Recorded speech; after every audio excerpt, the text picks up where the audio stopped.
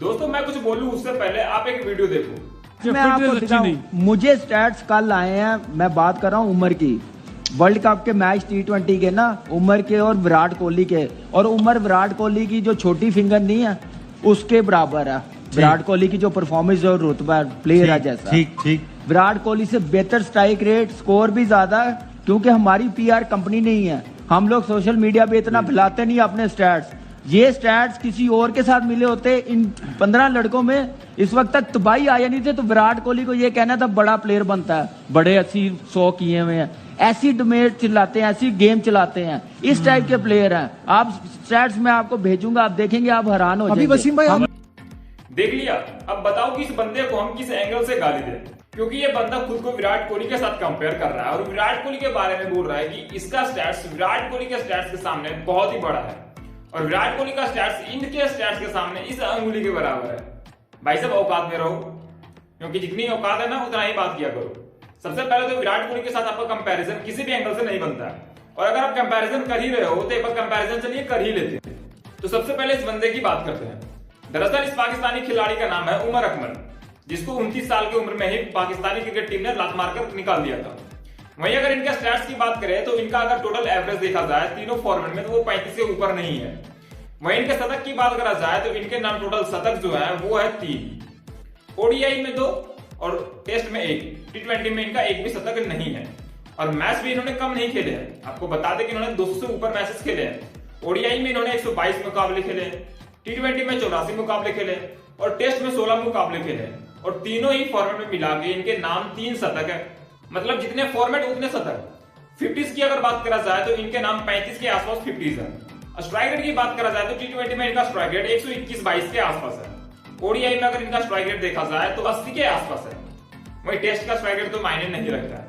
वहीं अगर सिक्सेस की भी बात करा जाए तो विराट कोहली के कंपैरिजन में इनका सिक्सेस का लेवल अगर देखा जाए तो भाई साहब ना ही कंपैरिजन करो तो बढ़िया है।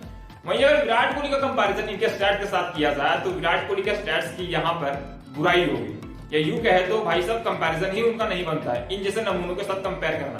बट इन्होंने करा है तो भाई साहब हम भी कर ही लेते हैं।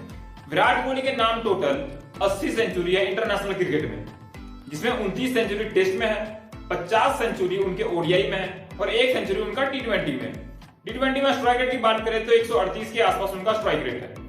अगर ODI में स्ट्राइक रेट की बात करें तो 95 के आसपास उनका स्ट्राइक रेट है। टेस्ट को छोड़ देते हैं। वहीं अगर 50s की बात करें जाए तो विराट कोहली के नाम ऑलमोस्ट 150 के आसपास 50s तो होंगे ही होंगे, और इस बंदे के नाम 35-50s है और मुकाबले भी 200 से ज्यादा खेले हैं। तो भाई साहब किस एंगल से इस कुत्ते का कंपैरिजन विराट कोहली के साथ बन रहा है अभी बताओ।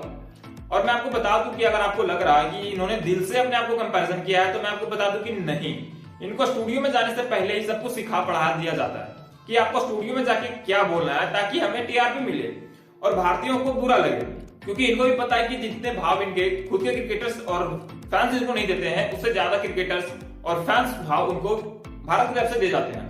क्योंकि इनको पता है कि अगर ऑडियंस को टारगेट करना है तो भारतीय ऑडियंस को टारगेट करो, पैसा भी ज्यादा मिलेगा, TRP भी ज्यादा मिलेगी। इसलिए इनको पहले ही पढ़ा दिया जाता है कि भाई साहब आपको स्टूडियो में क्या बोलना है और किसके बारे में बात करना है। और इनको भी पता है कि वर्ल्ड क्रिकेट में भी विराट कोहली से बड़ा खिलाड़ी तो कोई है नहीं, तो विराट कोहली को टारगेट क्यों ना किया जाए, चाहे वो खिलाड़ी नमूना ही क्यों ना हो। मतलब अगर इसका कंपैरिजन हम करें तो यूजी चहल का भी इससे बेटर स्टैट्स हमें देखने को मिल जाएगा जिस तरह का खिलाड़ी है। मतलब अगर यूजी चहल को अगर 200 से ऊपर मैच में अगर खिलवा दिया जाए ओपनर एज तो भाई साहब मैं आपको बता देता हूं कि इससे तो बेहतर ये स्ट्राइक रेट और बेहतर ये स्टैट्स यूजी चहल के नाम हो जाएगा।